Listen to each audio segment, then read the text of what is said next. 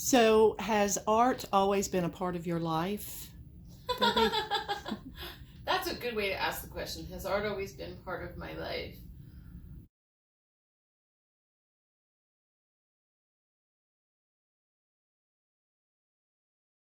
I remember being in first grade, and you have those big crayons, the big chunky crayons, and you have 8 of them in that little Crayola box.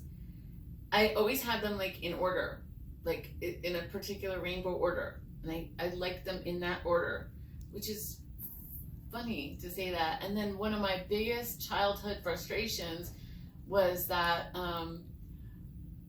Crayola markers would like run out of ink, and then my mother wouldn't replace them quickly. And to this day, if there's a pen around that doesn't work well, I chuck it in the garbage so quick. Even if my friends have pens that don't work well, I'm like, give it to me, chuck it in the garbage. Like it's like this pet peeve, which is a roundabout way of saying color is important to me.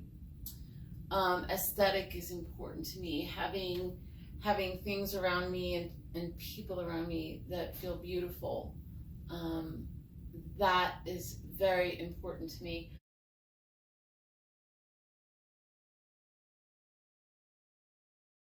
So I wrote other books, like I wrote Reach Your Stars, and I wrote other personal development books. And like with Reach Your Stars, I wanted to reach thousands of kids, and I did. That was like, I wrote that book in 10 days at the start of the millennium, at January 1st through 10th, the year 2000, in 10 days. And then it took me like a little while to have it edited and published. But I always wanted to write fiction. I always wanted to write fiction. And I could write nonfiction from now until the cows come home. And I couldn't write fiction. And every time I would try, it was like, it was like I knew I was forcing it. It was just like ugly. It was like bleh. And then one day the I Don't Think So book popped in me. Like it was the middle of the night. I was already living up here, and it like flashed inside of me like in, I don't know, less than a couple minutes. Like you ever get a flash of something and boom. Well, that was really nice and good, but when I tried to repeat that, I couldn't repeat it. And I really wanted to, because that felt magical. That was like, yes, it was awesome. So one of my very dear friends in this world has been my book editor for many years, and was also a writing coach for me when I needed it, mostly editing. But I would turn to him for coaching as well at times. And one day we were driving to Chattanooga, and I go into these I don't know, different states of mind when I'm on a long drive. Yeah, I think a lot of people like going on long drives because of that, you know. And so we're on this long drive, and I remember looking at him. I think we were in St. Elmo at the time. This really is starting to sound like a fairy tale, because in order to get to St. Elmo, the way that we would drive would be through Fairyland, which is really a city up here on the mountain. Fairyland, there's Fairyland Elementary School, Fairyland Pharmacy, but I digress.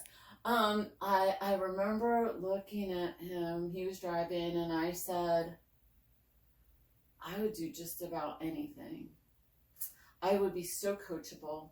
I would just be so open to any advice that you could give me about how to write fiction. I would love to write fiction. I just feel like it would be a dream come true to be able to access that. And he said, okay. And immediately, I mean, really, it was right there, like right there. He said, all right, well, close your eyes. And I did. And he said, now let a character just show up. And I saw this little inchworm. It was a little little inchworm, little green inchworm. And I said, well, I see an inchworm. And he said, okay, well now, like he said, I think he said, listen to what it's saying. And this inchworm took off his hat like Jimmy Stewart style. Remember the old actor, Jimmy Stewart? And he said, it's a beautiful day. And I was like, oh my God, he spoke. He spoke. Inchie the inchworm spoke. And so I started a story about Inchie the inchworm, which I still, it's the longest fairy tale that I've written, and it's still in process. Well, then a couple of years later, I was taking a class, and the teacher was inviting us to solve problems by writing fairy tales. And I was like, oh, you got my attention, lady. And so I didn't know how easy it was going to be for me, and maybe because I had already accessed that place, and how much fun it was going to be.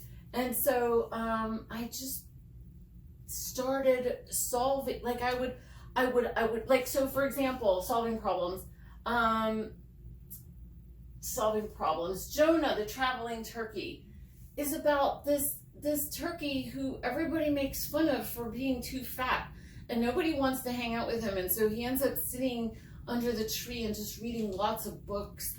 And then all of a sudden, like, he's dreaming about possibilities, and really cool things happen for him.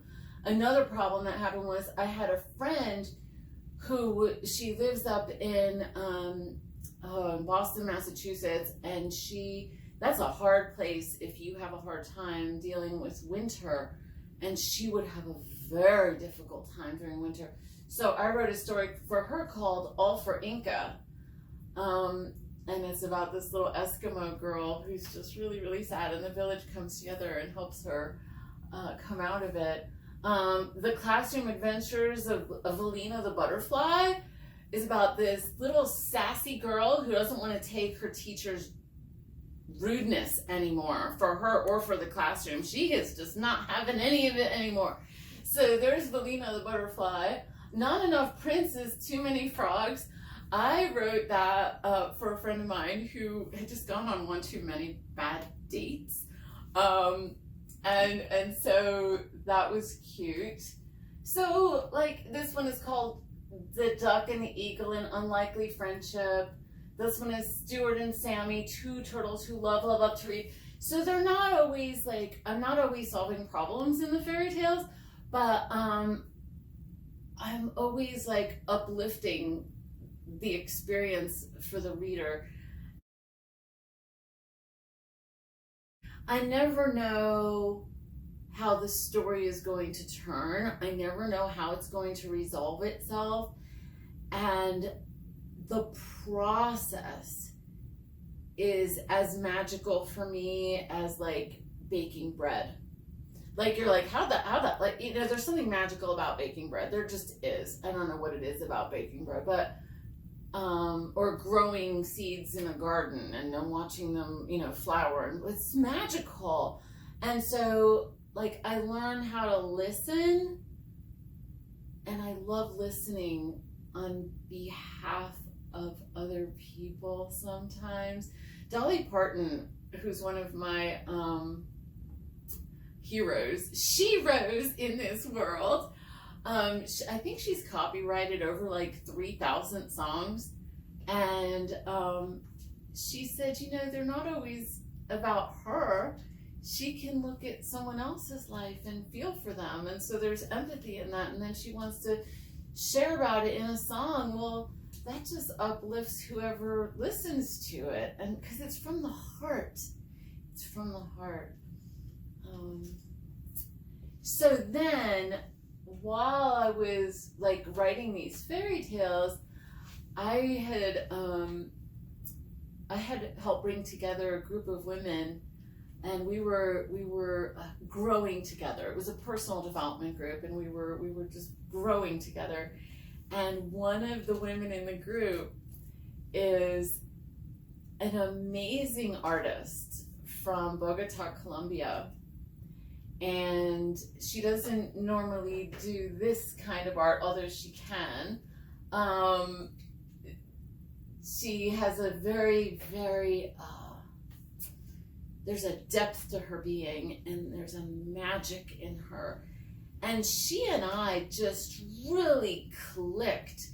And she started doing cover art for each of these fairy tales.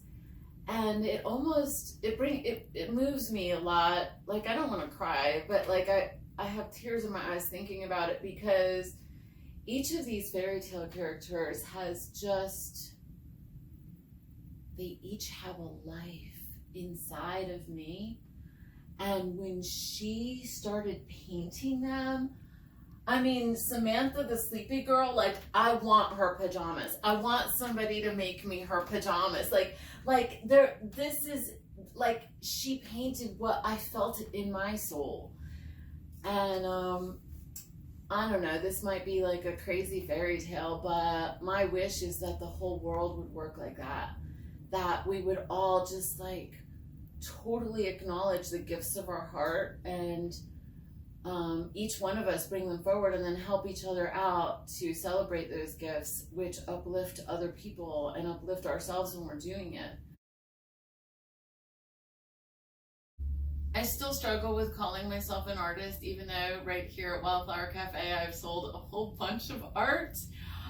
People do like my paintings. I do like painting, but when I look at people who have a gift like Vito, I just am so moved by it that I know we're not supposed to compare ourselves to other people.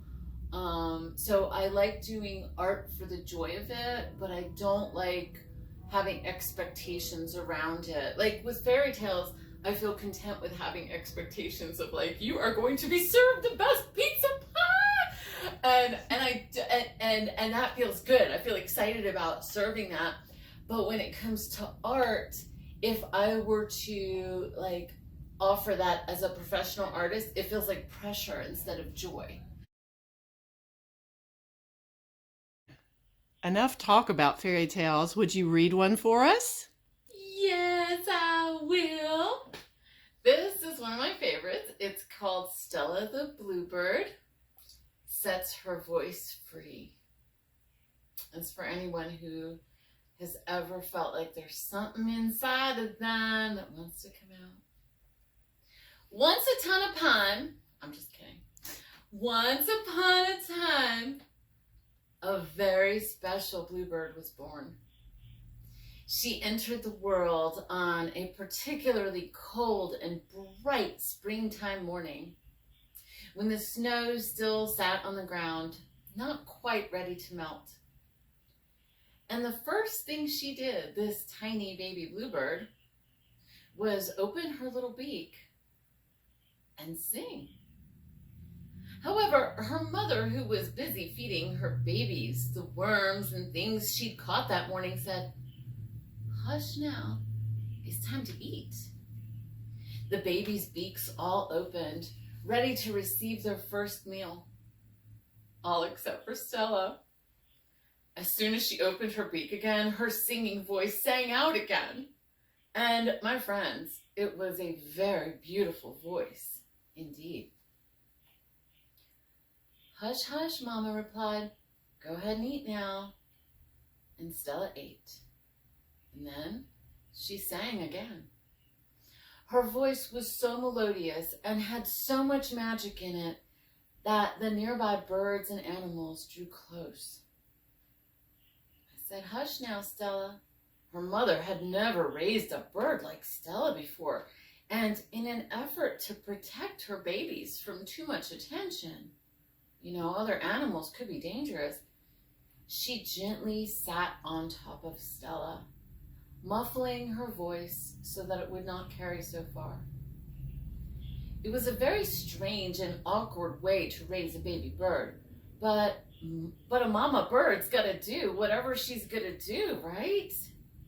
The problem was that Stella began to believe that her voice was a problem. And although she continued to sing her song, she sang more softly each and every time. So that by the time she was a grown-up, her song had become almost a whisper. One day, another bluebird, the greatest singing bluebird in the land, named Patty, visited Stella's tree.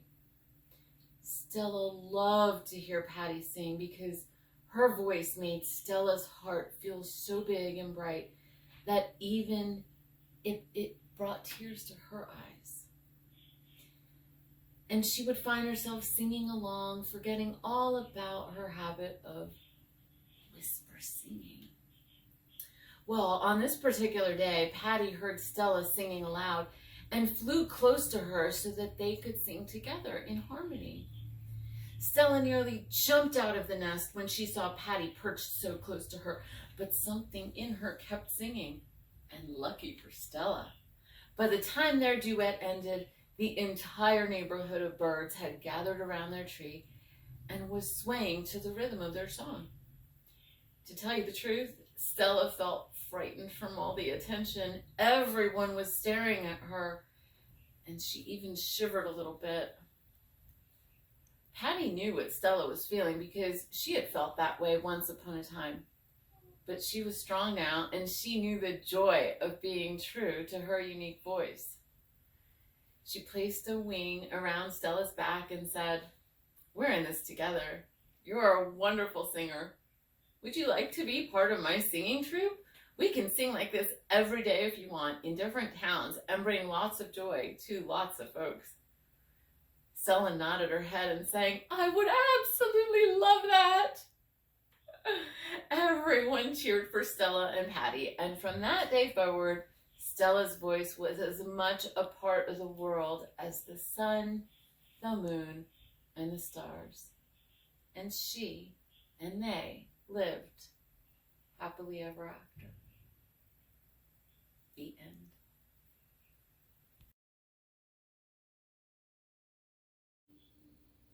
Sometimes I feel like I'm a fairy tale in this world. I do things that are unreasonable and unusual, and I defend what's good and magical, and I see magic in people, and I believe in it to the point that it moves me in so many ways to wake up every morning and do what I do.